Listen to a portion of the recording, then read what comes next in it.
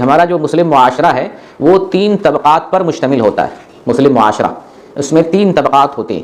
ایک طبقہ وہ ہے جو زکوٰۃ دینے والا ہے، مالدار طبقہ جو زکوٰۃ دینے والا طبقہ ہے، اور ایک طبقہ وہ ہے جو زکوٰۃ لینے والا ہے، جو غریب مسکین ضرورت مند ہیں، زکوٰۃ لینے والا طبقہ. اور معاشرے کا ایک تیسرا طبقہ ہے جو متوسط قسم کا طبقہ کہلاتا ہے، جو متوسط ہے لیکن نہ وہ زکوٰۃ دے سکتا ہے اور نہ ہی وہ زکوٰۃ لینے کا مستحق کہلاتا ہے. زکوٰۃ بھی نہیں لے گا اور زکوٰۃ دے گا بھی نہیں، لیکن وہ متوسط ہوتا ہے، اس کی زندگی گزر رہی ہوتی ہے، اس کی ضرورت پوری ہو رہی ہوتی ہے. تو یہ سماج کے 3 طبقات ہوتے ہیں. اب آتے ہیں مصارف زکوٰۃ کو ہم آپ سے بیان کرتے ہیں. قرآن کی ایک آیت ہے، اسی آیت کے اندر مصارف زکوٰۃ کو بیان کیا گیا ہے. اسی آیت کو سنیں گے، اس کی شرح بیان کی جائے گی. چنانچہ اللہ رب العالمین ارشاد فرماتا ہے، یہ سورہ توبہ کی آیت نمبر 60 ہے، 60. اللہ رب العالمین کا ارشاد ہے، انما الصدقات للفقراء والمساکین والعاملین علیہا والمؤلفۃ قلوبہم وفی الرقاب والغارمین وفی سبیل اللہ وابن السبیل فریضۃ من اللہ واللہ علیم حکیم. اللہ رب العالمین اس آیت کی شروعات ایک لفظ سے کرتا ہے، انما الصدقات، بے شک صدقات، بے شک صدقے. اللہ تعالیٰ پہلے بے شک کا لفظ، تاکید کا لفظ استعمال کرتا ہے، اور یہ انما کا لفظ حصر کے لیے آتا ہے، کسی چیز کو گھیرنے، قید کرنے اور محصور کرنے کے لیے.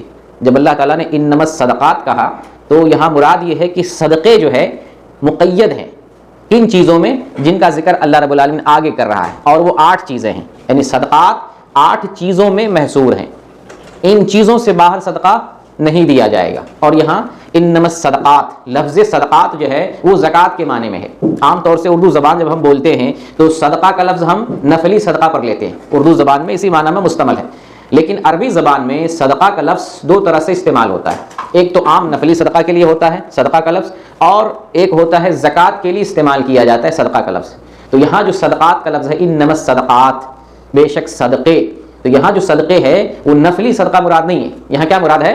فرض والا صدقہ جسے زکوٰۃ کہتے ہیں. اس کی دلیل کیا ہے؟ اسی آیت میں اللہ رب العالمین آگے فرمایا ہے فریضۃ من اللہ، یہ اللہ کی طرف سے فریضہ ہے. تو فریضہ کسے کہتے ہیں؟ جو واجبی صدقہ ہوتا ہے اسی کو فریضہ کہتے ہیں. واجبی طور پر جو صدقہ ہمیں دینا پڑے اس صدقے کو، واجبی صدقے کو زکوٰۃ کہا جاتا ہے. اور ایک نفلی صدقہ ہوتا ہے اردو زبان میں ہم جو لفظ استعمال کرتے ہیں صدقہ کے لیے، اور جب واجبی صدقہ کے لیے ہم اردو زبان میں لفظ استعمال کرتے ہیں تو وہ زکوٰۃ استعمال کرتے ہیں. تو یہاں صدقات سے جو مراد ہے وہ زکوٰۃ ہے.